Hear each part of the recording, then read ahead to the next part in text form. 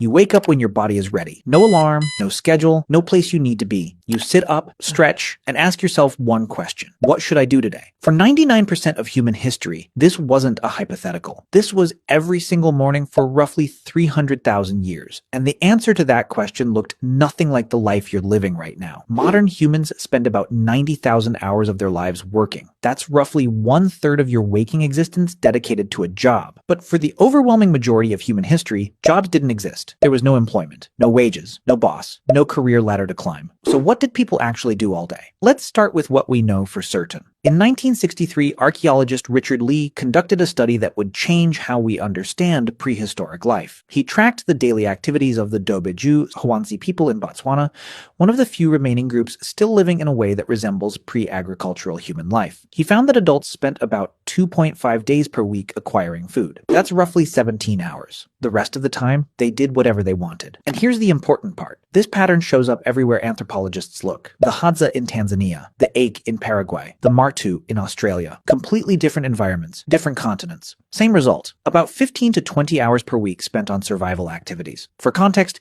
you probably work twice that. Now, some of you are thinking, but those are modern people.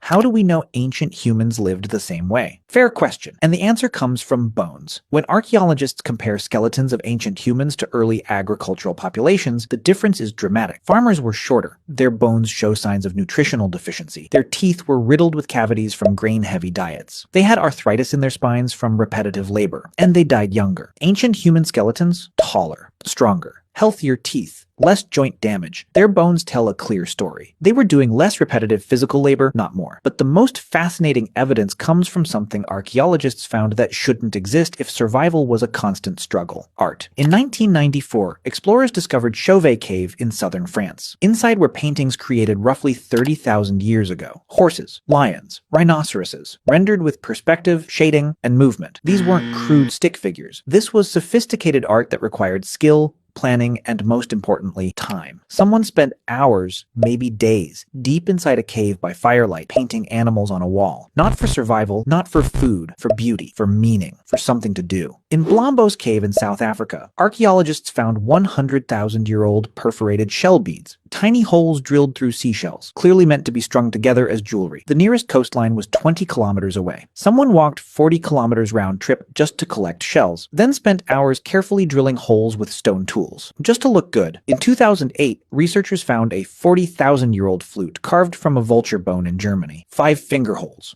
perfectly spaced.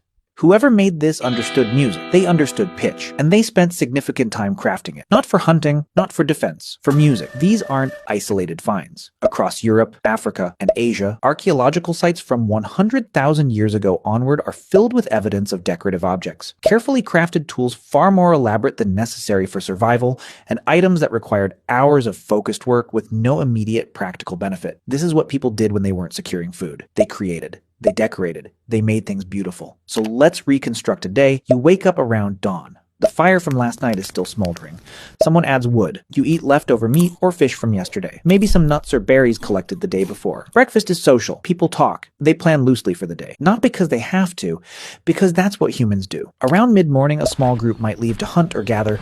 But here's the key. You don't go every day. If the hunt was successful 2 days ago and food is stored, you might not leave camp at all. You might spend the morning working on tools, sharpening a spear, weaving a basket, scraping an animal hide to make it soft and usable. This isn't work in the modern sense. There's no clock, no supervisor. You do it because competence matters, because being skilled earns respect, because making things well is part of being human. If hunting happens, it's not the frantic chase you see in movies. Humans are persistence hunters. We track animals at a steady jog for hours until they overheat and collapse. We're the only species that can do this effectively because we can sweat and regulate our body temperature while running. Most animals can't.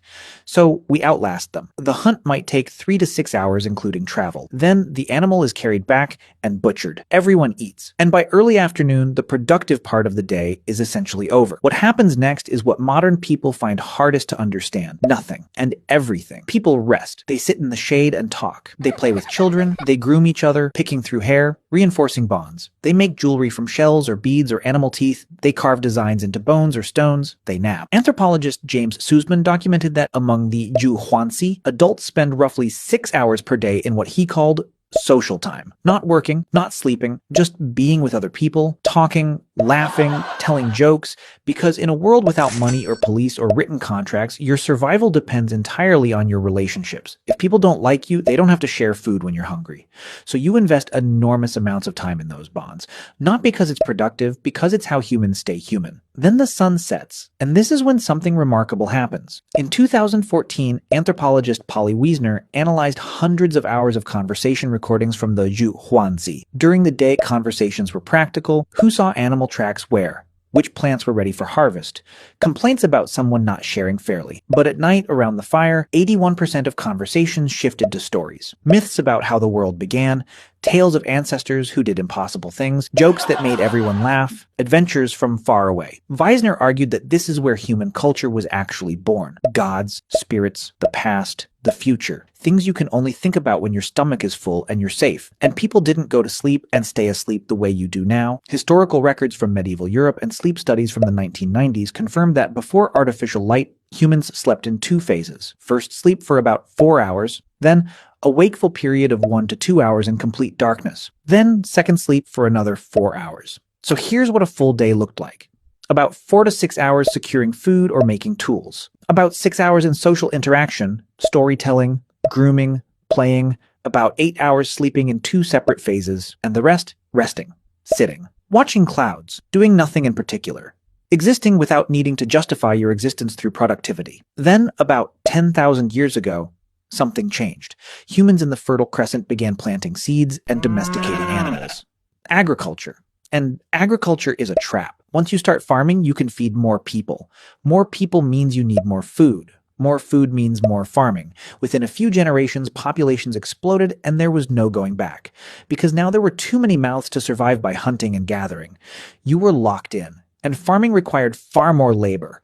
Plowing, planting, weeding, harvesting, storing, defending crops from animals and raiders. The skeletal evidence is unambiguous. Early farmers worked harder, ate worse, and died younger than the hunter-gatherers who came before them. But the population kept growing, and with larger populations came specialists. Toolmakers, potters, weavers, inventors, then soldiers, priests, administrators, and eventually jobs. Employment. The idea that your time belonged to someone else in exchange for resources. By the time we built cities, the original human lifestyle was gone, replaced by schedules, obligations, the need to work most of your waking hours just to survive in the system we created. Today, you spend 90,000 hours working.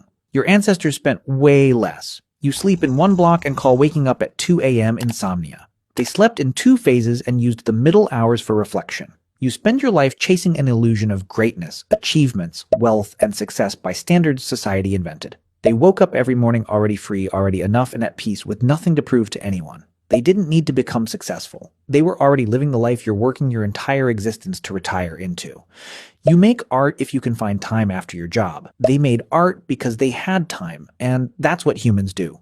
We're not a different species, but we live so differently from how humans lived for 99% of our existence that we might as well be. We traded freedom for food security, leisure for population growth, time for productivity, and most of us have no idea what we gave up, because we never knew it was there.